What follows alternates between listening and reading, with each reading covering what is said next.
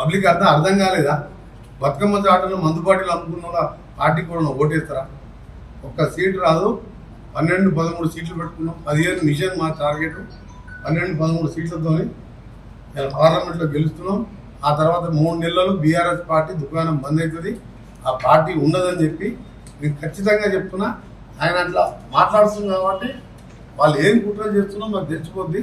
దానికి డబల్ కుట్రలు చేస్తారు. కుట్రలు చేయము. నేను చేసే పనులు చూసే వస్తారు వాళ్ళు. మీ పార్టీని బొందబెట్టేది ఖాయం. నువ్వు చూసుకో. నువ్వు రేపటికెళ్ళి కోమటిరెడ్డి వెంకరెడ్డి ఏందో తెలుస్తుంది. నువ్వు మాట్లాడినావు కదా మాటలు. నల్గొండను ముంచి మా ఏ మార్పు నీళ్ళు రాకుండా కనీసం లైనింగ్ చేయకుండా ఇంకా మొక్కలు లేకుండా మాట్లాడుతున్నాం. మళ్ళీ సూర్యాంపేటకు వచ్చింది. అంతకుముందు నల్గొండకు వచ్చింది. ముషంపల్లికి పోయింది. 10 ఏళ్ళ కింద వాళ్ళ ఆయన ముషంపల్లి 10 సార్లు వస్తాను. పదవికి పోయి ఇంట్లో కూర్చొని ఏడ్చుకుంటా ఆ కొడుకుని పంపించింది మొక్కలు లేక. సొరంగం పూర్తి చేసి చేయాలా? బ్రహ్మాండంగా ఉంటుండే మా జిల్లా. అందుకనే మీ అందరి ద్వారా ఒకటే కేసీఆర్ చెప్పదలుచుకున్నాం. దాని కిందనే మళ్ళీ ఆయన కూడా ఇచ్చాడు. రేవంత్ ఖచ్చితంగా బీజేపీకి పోతాడు. మెంటల్ అయింది ఆయన కోట్లకు, తండ్రి కోట్లకు, ఆ బామ్మడికి కొంచెం కూడా ఆ కవిత జైల్లోకి పోయేసరికి మెంటల్ అయింది. ఎట్లా 2 ఏళ్ళు బెయిల్ రాదు. మేము కూడా పోతాం ఫోన్ ట్యాపింగ్లా, కాళేశ్వరంలా, యాదాద్రిలా. మన మనోడు కూడా పోతాడు. మన జిల్లాలో కూడా అలా లోపలికి బెయిల్ వచ్చేది ఉండదు.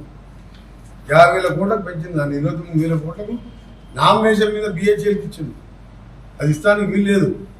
5 లక్షల కంటే ఎక్కువ టెండర్ పెట్టాలి. పెద్ద స్కామ్ అది. ఎల్లాంటి హైకోర్టు మాజీ ప్రధాన న్యాయమూర్తి గారు ఎంక్వైరీ చేస్తూ నోటీస్ ఇస్తుంది. అందుకనే చెప్తున్నాం, కాంగ్రెస్ పార్టీ గురించి మాట్లాడినా మరొకసారి మర్యాద దక్కదని చెప్పి నేను తలుచుకుంటే నీ దగ్గర అయ్యా 7-8 మంది ఎంపీలకు పోయి సగం మంది మా దానికి సగం బీజేపీలకు పోయి ఎంపీ టికెట్ తెచ్చుకున్నాం. నీ క్యాండిడేట్లకే దిక్కు లేదు. ఆయన కంట సీట్లు వస్తాయంట, మాకు 1-2 వస్తాయంట. నవ్వొస్తుంది పొద్దున ఆయన స్టేట్మెంట్ చూస్తుంది. ఇంకేనే మరొకసారి కేసీఆర్ గారికి చెప్తున్నాం, నీ బిడ్డను బెయిల్ తెచ్చుకుని ఉపాయం చేసి ఈలో కూడా నువ్వు నీ కొడుకు జైలుకి పోతే మా ముఖ్యమంత్రి గారు చెప్పినట్టు డబుల్ బెడ్రూమ్ అనుకున్నాం. ఒకటి చెల్లపల్లి జైల్లో పెడదామంటే సరిపోనట్టుంది. ఎందుకంటే ఈ రావులందరూ పోతట్టున్నాం. ప్రభాకర్ నుంచి మొదలు పెడితే తారక రామ దాకా ఎన్ని డబ్బులు కూడా కట్టాలి. చెల్లపల్లి కొని కట్టాలి, చెంచల్గూడలు కొన్ని కట్టాలి. చేసిన మోసాలకు రాలిగా మళ్ళీ కాంగ్రెస్ పార్టీ గురించి మాట ఇస్తే మర్యాద దక్కదని చెప్పి సీరియస్గా వార్నింగ్ ఇస్తున్నాం. నువ్వు అనుకుంటున్నావు ఇట్లా కాంగ్రెస్ ఓటు మర్యాదగా మాట్లాడుతున్నావు అనుకుంటున్నాను.